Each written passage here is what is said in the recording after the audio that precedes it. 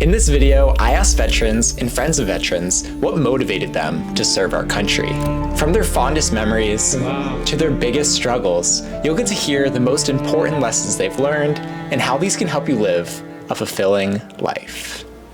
What is your name and what branch did you serve in? My name's Jack Emberg and I served in the United States Navy. Well, my name is Charlie Jones. I did 26 years plus a little bit in the Air Force. My name is Timothy Brosnan. I was in the United States Army, 1986, 1988. And I'm Joyce Birchstead. I was U.S. Army and it was 74 to 76. Jack Puleo, United States Marine Corps. My name is Kelly, and I'm a program coordinator here at DECAL. My name is Mary, and I cook all kinds of dinners for the vets. What made you want to serve in the first place? It's kind of in my family's blood. All my grandfathers, my fathers, all my uncles all served in the military, mostly in the Navy. Got out of high school, really didn't know what I was going to do, and just decided one day to join the Navy out of the blue, and I did, and I don't regret it a single day. When I graduated from high school, it was different. It wasn't automatic that you felt like you had to go to college or second education, and most families didn't have enough money. It was just different. So I bet you in my senior high school class, 15% of them went on to four-year degrees.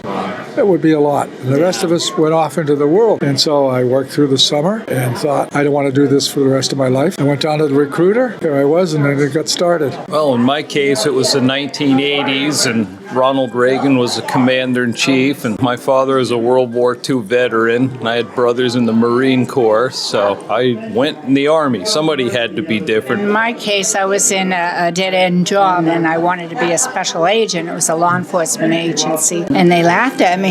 So I walked uptown on my lunch break, and there was a cardboard cutout of a female MP, and I grabbed her and I walked in. I said, what do I have to do? And I joined right away and became a military police. It took me 8 years to go back into the government as a special agent, but I did it. Probably all the movies I've watched, from Sands of Iwo Jima to The Flying Tigers. Maybe duty to serve our country. That's secondary to the movies. Well, when I was growing up, we had a draft. If you didn't join the branch you wanted to be, you may have been drafted into something different. And I always wanted to be a Marine. I started in this career because I'm actually a caretaker for my grandparents. I live with them full time, so that kind of started my journey here. I was volunteering at the front desk for the senior center for a couple of years now, a few years, and I got involved into cooking. I thought it was a really unselfish act. That's the least we can do, and it's not a job. It's my pleasure to do this. What was the biggest challenge that you faced? There was a lot of challenges. Probably the first thing was just leaving home when you're young and you didn't know what you were getting into. Other than that, it's really up to you to make what you want to make out of it. Oh, well, it's the separations. My daughter was born. I didn't see her for the first year. She was a year old when I got to pick her up. You just have to get past that. You have to accept that. And it's a little easier now because of the technology. You can Zoom calls and other stuff. FaceTime? Yeah, whereas, all that long ago, it was a letter every week. If it got to you, especially, it depends where you were. You were lucky if the letter got there in a week. Probably just getting used to being away from home. I went to basic training the day after I graduated high school, just adapting to that whole new lifestyle, but eventually you do. I had to get used to the women in the barracks, and they annoyed me. But the PT was a challenge too, but I worked hard and it worked out. It was love of country. Every time the national anthem was played, I'd try not to cry. And so the drill sergeant said, she's a crybaby. What am I going to do with her? But she knew it was for a good reason. Toughest thing to do is keep my mouth shut.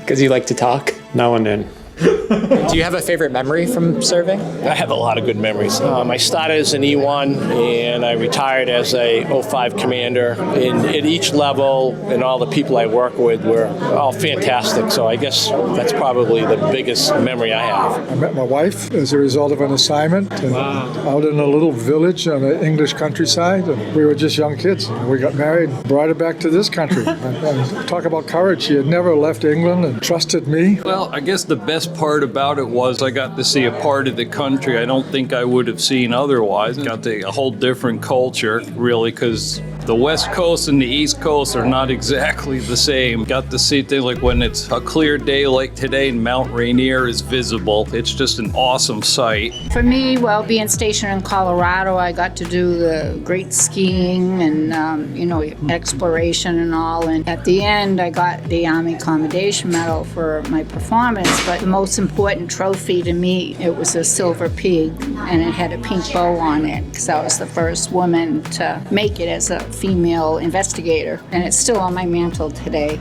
He tries to take it down. No, he I doesn't. don't. No, he doesn't. I know better, trust me.